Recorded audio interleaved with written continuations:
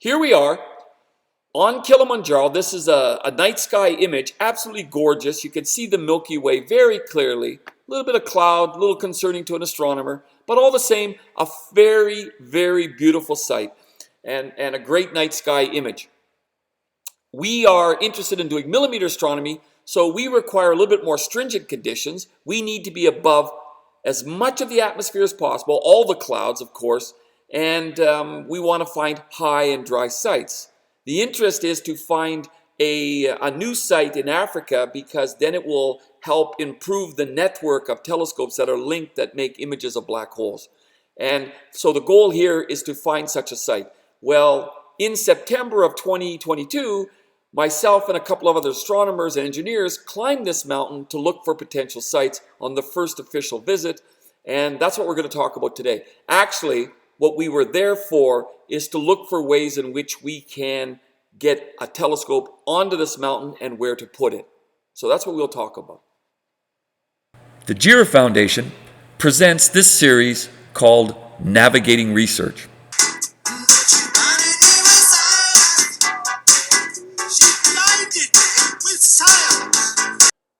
The goal of the Kilimanjaro Telescope Project, obviously, as the name basically indicates, is we want to build a telescope on Kilimanjaro. There were three primary issues given to me originally, and I've made a video of this before, but the three issues were: can't affect the beauty of the mountain, can't affect the environment of the mountain, and it's got to be economical. It can't cost the Tanzanian government any money. Those are the three things. So we would like to build a telescope on Kilimanjaro, but between Mwenzi and Uhura. And that's where what we call the saddle, and you can see it's in this area here. All right? So that's the basic gist of this project. But the hard part is the telescope is a UNESCO protected site, World Heritage Site. And it has a protected rainforest around the bottom, so you can't cut down trees.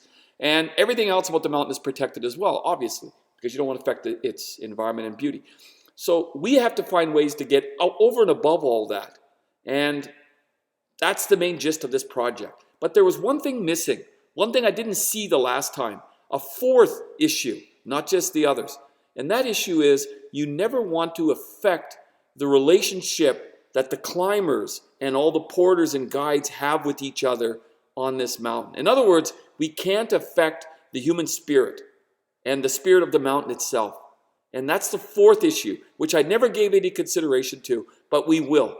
And we must, because to me, that is even more important than all the others. It's the measure of our abilities as humans is tested on this mountain, and how we help each other and interact with each other is so important to successfully climbing this mountain.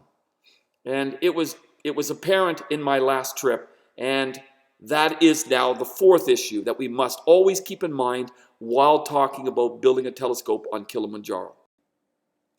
Here is the telescope, a 6-meter diameter millimeter telescope we would like to put on Kilimanjaro to be used as part of the next generation Event Horizon telescope. They want to make images, or rather movies, dynamical movies of the black hole at the center of our galaxy and at the centers of other galaxies, or at the center of other galaxies. Here's an image of this same 35-ton, 6-meter telescope being transferred up onto the Atacama Desert in Chile. And this is one of the main reasons for our expedition onto Kilimanjaro. Firstly, to find a site suitable, and secondly, how do we get it up there? The Event Horizon Telescope is a network of telescopes around the world coordinating their observing in order to make images of black holes in galaxies. And here you can see two examples, M87 and the black hole at the center of our galaxy, the Milky Way. In order to make clearer images, they want to increase the number of stations around the world, thereby increasing baselines and getting more clarity. One of those, and you can see here, the baselines in red, from Antarctica to Europe, North America to Europe to South America, and there's nothing in Africa. If we place a telescope at Kilimanjaro, we greatly improve the resolution of the Event Horizon Telescope. The next generation Event Horizon Telescope will hopefully include a site in Africa and other locations around the world. I want to put a telescope on Kilimanjaro. This is the night sky. You can see how clear it is. The Milky Way is visible in this image. But more importantly, it's a very high and dry site. We have to prove that with site testing, which we will do, but this site is very promising and probably the best site in Africa for that matter. Here's a couple images of the main players that are driving the project from the Open University of Tanzania. The leader of the entire project, and I've been working with this person for 10 years, is Dr. Norali Jiwaji.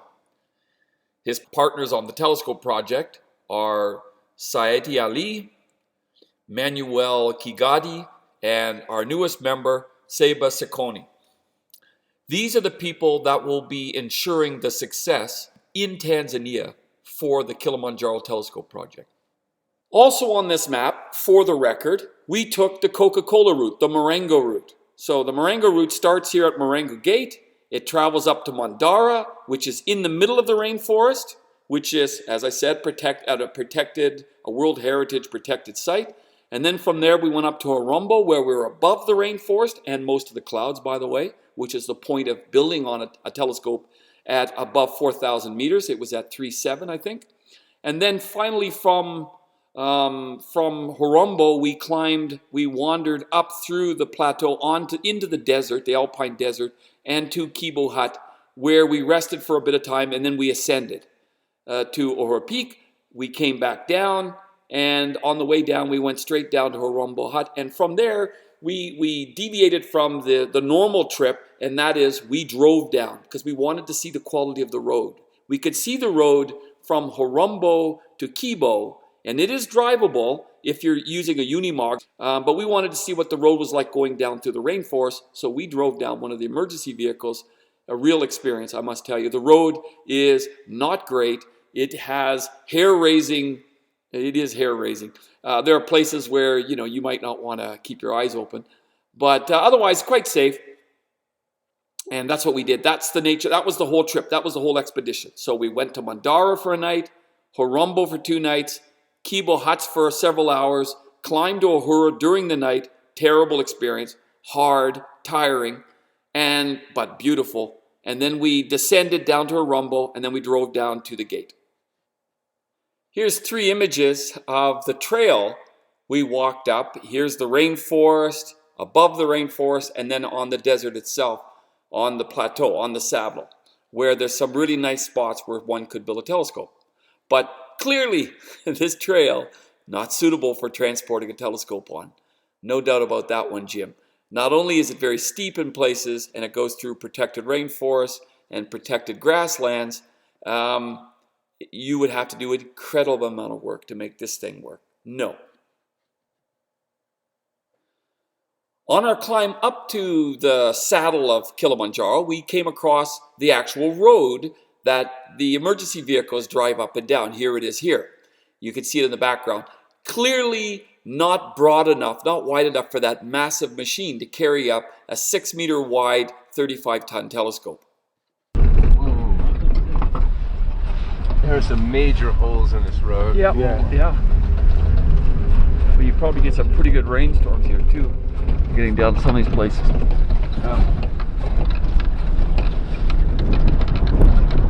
be a lot of fun to bike though. Yeah. It'd be like coming down that screen field. It'd be coming down pretty quick. You also although I like to try it. I just do street biking. Yeah. Or road biking. Road, yeah. Yeah.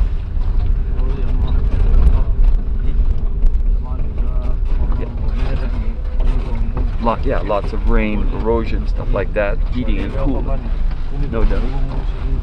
And then guys on the road.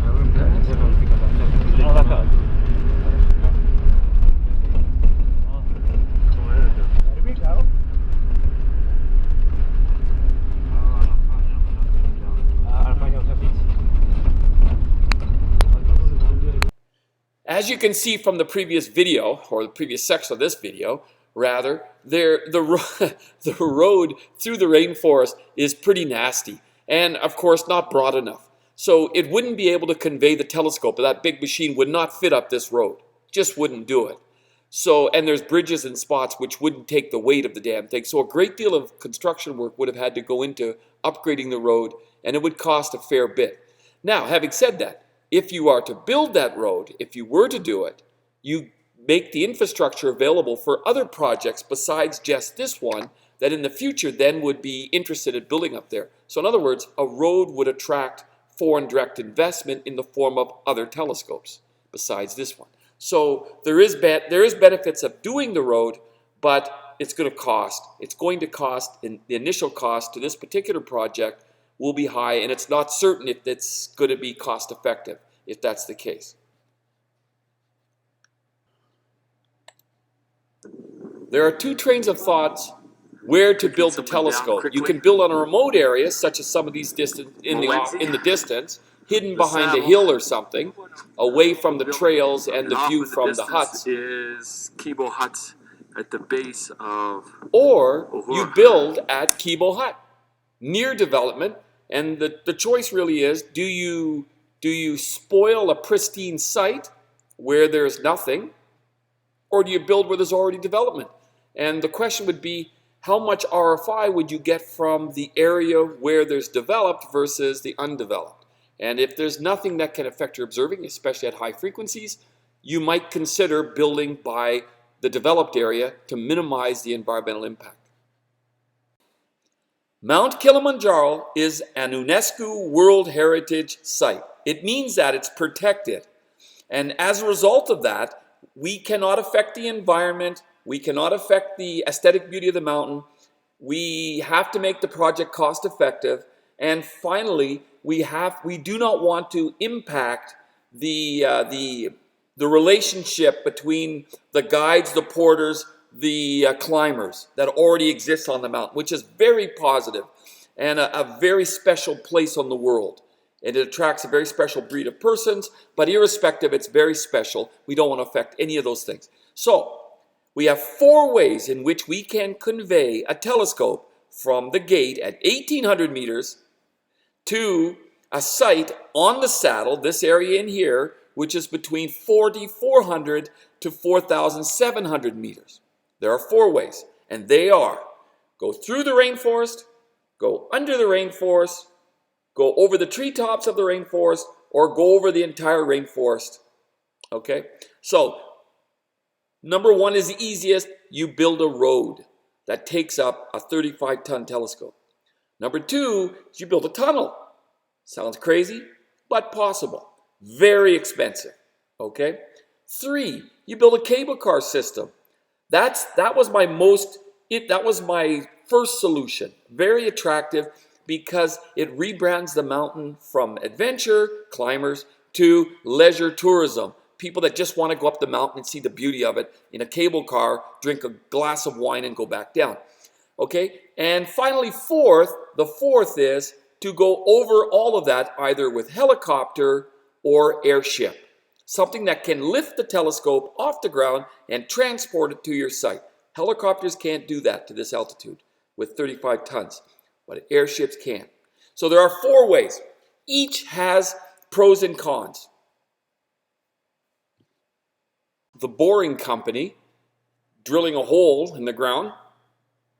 Very simple solution, very expensive, very cool though, very cool. Would be an interesting way to solve this problem. Although it is a volcano, so digging underneath it might be a bad idea, but would be really cool. And it would entertain a lot of ideas about what you can do under the mountain, like build hotels and whatnot and so on.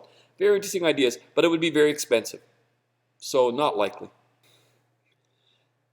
The third solution is to go over the treetops, and that is using a cable car.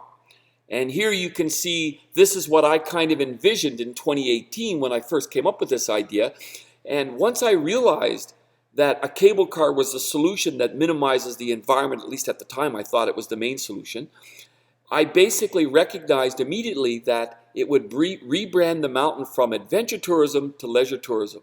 Leisure tourism generates 10 times more for the economy than adventure tourism. So your 50 million goes to 500 million.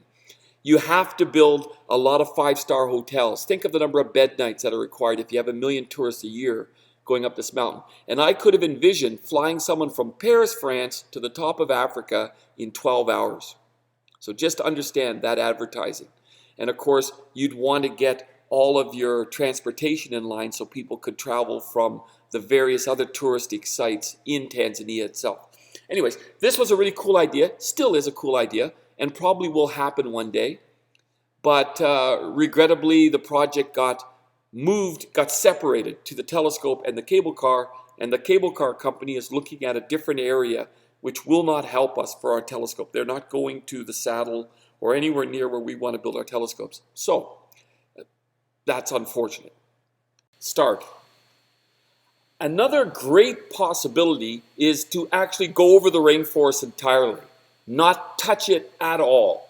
And we can accomplish this by airships. This is Flying Whales. This is their airship that they're presently building. Anyways, and they can lift up to 4,500 meters. They probably can lift around 30 tons at present. So taking the telescope in parts, we can take it over the rainforest, over all the protected sites, and put it straight down in place where we want to be. And then the ship goes away. The added value of doing something like an airship, the Flying Whales model here, for example, their company, the added value is the cool factor, literally the cool factor. We always talk about the multiplier effect on the economy. So if I build a factory in a poor area and I employ local, the multiplier effect is 4, 5, 6, 7, 8 times the investment dollars into the project. Well, the cool factor is like the multiplier effect. It's very similar. And where it affects is in the form of exciting the population. So in this case, we would want to document this thing. We would want to show it far and wide across Tanzania, especially, but around the world as well. Global audiences will want to watch this video because it's cool. They're going to see a telescope being lifted from the ground and put onto Kilimanjaro, one of the most iconic mountains on the planet. That's something I want to watch. That's something kids will want to watch. This is a moonshot moment for Tanzania. When I was a kid, I watched them walk on the moon, and I wanted to be an astronaut.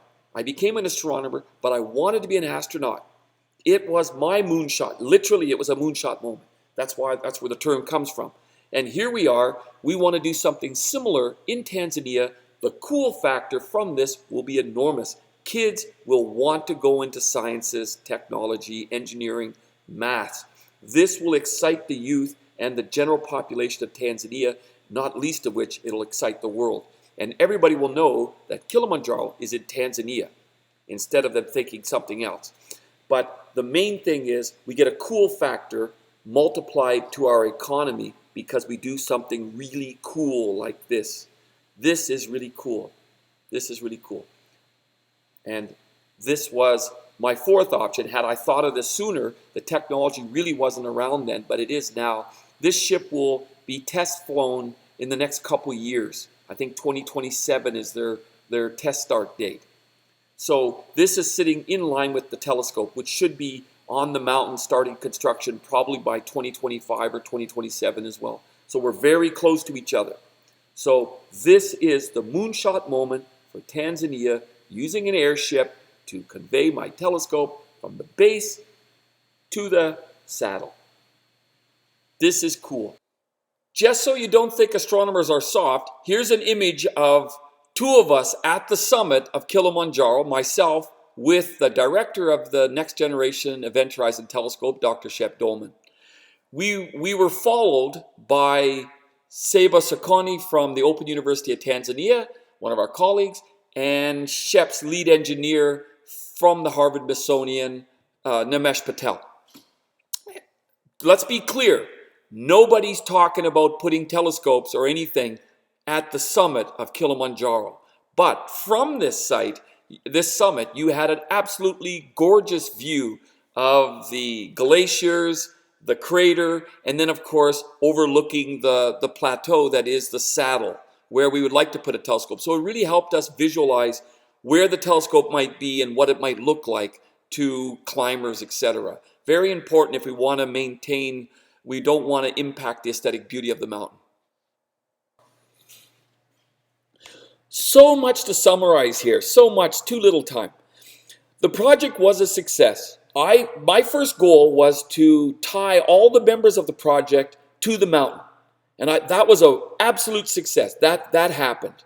The people from the Open University of Tanzania are writing incredibly positive messages to their friends about their experiences on the mountain, whether they succeeded, attempted, or failed. It doesn't matter. They all are writing, they have a story to tell, and they're telling their friends, and their friends are now considering climbing Kilimanjaro, which is growing tourism on the mountain. So that helps employ more of these people here in the image, the guides, the porters, everybody on the mountain, who were the ones that ensured my success up this mountain. My dad always said, keep moving, just keep moving. Well, these people kept me moving.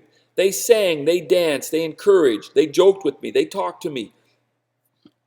Anyways, so I think the expedition was a success straight away because we tied everybody to the mountain. The astronomers now have gone and seen firsthand what it is up there, and it looks just like Hawaii to them. So that's a positive too. Now they'll go away saying, wow, that was an experience, that was hard, that was tough, but man, there's certainly potential. So for them, the next question is, we got to get site testing done. So that's key number one, site testing. Nothing else can get in our way right now, site testing. Okay? Now my job is to think a little further. I'm assuming it is a good site. I've seen satellite data. I've been up there a couple times. My job is to start thinking, what if we pass that, what are we going to do next? And the next questions are, where do we build? Now, we were up there. We saw sites that we could hide away a telescope. Okay, that's cool. Or we could build right by Kibo Huts at 4,700 meters. Okay, so we could try either of those routes. And the argument's simple. If you build near Kibo Huts, you might have RFI, radio frequency interference. If you build in a new pristine site, you got to do environmental impact. Okay, so that's the weights and balances we're doing here. It's easier to service when you're right by something than it is to service something more secluded. Things like that. Okay, so that's the site question. And that still has to be decided. I personally favor building near Kibo Huts because I think telescopes look really cool, and because at higher frequency, millimeter in this case, it won't be impacted by cell phones, Wi-Fi, certainly not like a centimetric telescope would be. Okay, so that's question one. Question two for me is, how do we get the telescope up there? We know the road is not good enough, just not good enough. Okay, so it would require major improvements in order to transport a telescope up there with that big machine, or even in parts for that matter. Okay, so the answer is that's going to have an environmental impact, and we don't want to really do that. So we want to minimize what we could do to the road in order to get there. And maybe the answer is, and I believe the answer is, airships. The technology has come so far that when we're in our timeline with our telescope construction, we can use an airship to lift the telescope from the base at 1,800 meters to 4,500 meters, and everything will work. Anyways, the last point I want to make here, and it's about the airship, is it looks cool. If we do a documentary, and of course we'd be stupid not to, we can sell an internationally acclaimed it won't be acclaimed, I don't know about that, but we can sell this documentary around the world. Think about it. You're putting a telescope on Kilimanjaro, a most iconic mountain in the world, with an airship. So not only are we advertising for the airship industry, which helps them, wonderful, because they can then help me with costing, we're also advertising the mountain of Tanzania for tourism purposes. Wonderful, it helps Tanzania and the locals. More jobs for my friends here, more jobs for my employers. And finally, it's a moonshot moment for Tanzania because it's so cool that the youth would get excited by this. The youth would start thinking about science and technology as a career. When I was a kid, I watched them walk on the moon. I wanted to be an astronaut. I became an astronomer. How many other kids around the world? Millions around the world did. Well, this will happen in Tanzania. And the cool factor in economics is as powerful as the economic multiplier effect is in economics. Just look at Elon Musk and what he's done and how wealthy the man is. The cool factor sells. The cool factor grows your economy. Let's think cool. The GERA Foundation will produce more videos like this. Please like, share, or subscribe if you enjoyed this video.